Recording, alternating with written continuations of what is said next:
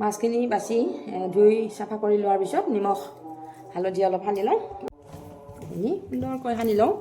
এতিয়া মাছখিনি বনোৱা কথা আৰু খোৱা কথা। সুন্দৰ মাছ ৰাখিলোঁ, খুব ধুনীয়া 1.5 কেজি মাছ ৰাখিলোঁ, অলপ সস্তাতে পালোঁ, পাই পেলাই ৰাখি পেলালোঁ।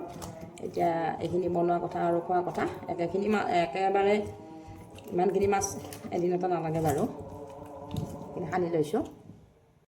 তেল গৰম হৈছে, এতিয়া মাছ অলপ অলপকৈ ভাজি যাওঁ।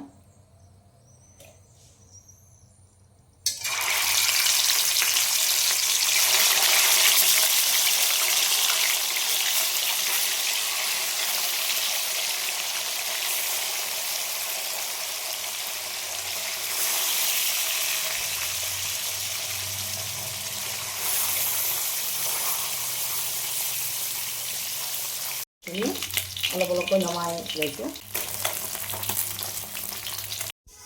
দৈ এবাতি লৈছোঁ, তাতে অকণমান মছলা মিহলাই লওঁ।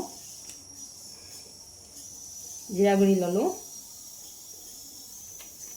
অকণমান গৰম মছলা দি দিলোঁ। গৰম মছলা মানে লং, দালচেনি, ইলাচি অকণমান আৰু কাশ্মীৰী জলকীয়া গুড়ি, অলপ ৰংটো ভাল কৰিবৰ কাৰণে কাশ্মীৰী জলকীয়া গুড়ি দিলোঁ।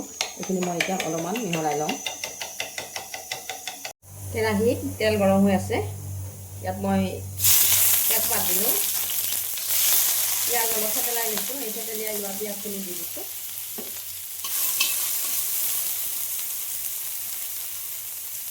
আদা নহৰু বটা থেতেলিয়াই লৈছোঁ, এইখিনি দি দিছোঁ।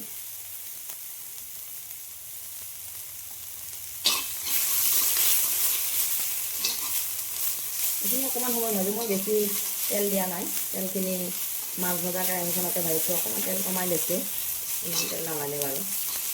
ইয়াতে অকণমান ক'লা জিৰা দি দিলোঁ, কালজিৰা অকণমান দিলোঁ।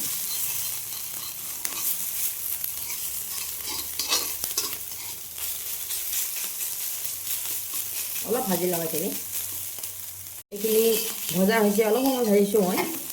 এতিয়া ইয়াতে অকণমান পানী দিওঁ।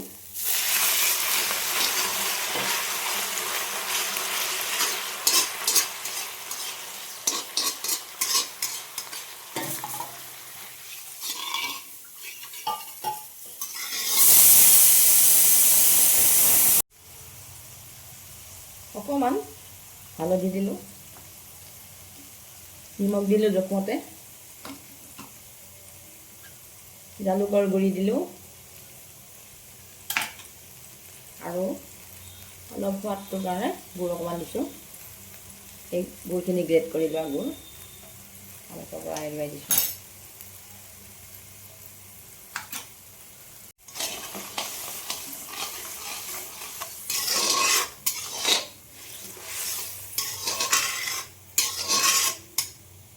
এইখিনি উতলি আছে, এতিয়া মই দৈখিনিৰ লগত অকণমান জিৰা গুড়ি, অকণমান কাশ্মীৰী জলকীয়া গুড়ি আৰু অলপমান ইলাচি, লং, গৰম মছলাৰ অকণমান গুড়ি মিহলাই লৈছিলোঁ, এইখিনি ইয়াতে মই ঢালি দিলোঁ।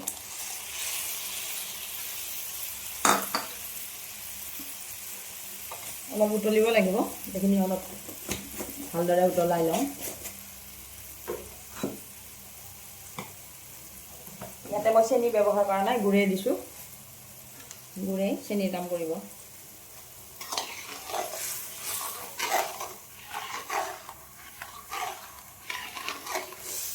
এইখিনি অলপ উতলাই লওঁ।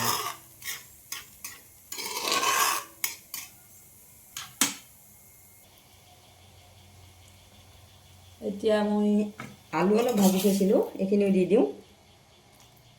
আলুখিনি অকণমান হালধি দি পেলাই ভাজিছিলোঁ।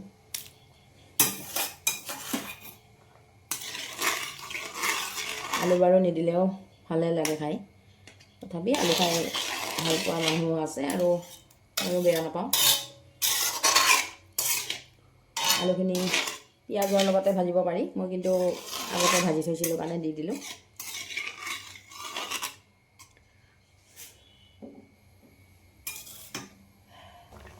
এতিয়া উতলি আছে, মাছ দি দিওঁ।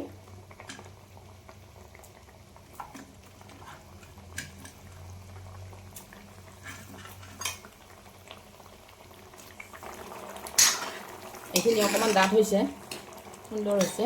এতিয়া মই এই তৰকাৰীখন নমাই থওঁ। কেনেকুৱা লাগিল আজি মোৰ মাছৰ তৰকাৰীখন বনোৱা পদ্ধতিটো কেনেকুৱা লাগিল আপোনালোকে কমেণ্ট কৰি জনাবলৈ নাপাহৰিব। ভাল লাগিলে লাইক কৰিব, শ্বেয়াৰ কৰিব, লগতে মোৰ প্ৰফাইলটো ছাবস্ক্ৰাইব কৰি ল'ব। ইউটিউবত মোৰ চেনেলটো আপোনালোকে ছাবস্ক্ৰাইব কৰাৰ লগতে বেল আইকনটো দি ল'ব, তেতিয়াহ'লে সকলোবোৰ ভিডিঅ' আপোনালোকে পাই থাকিব।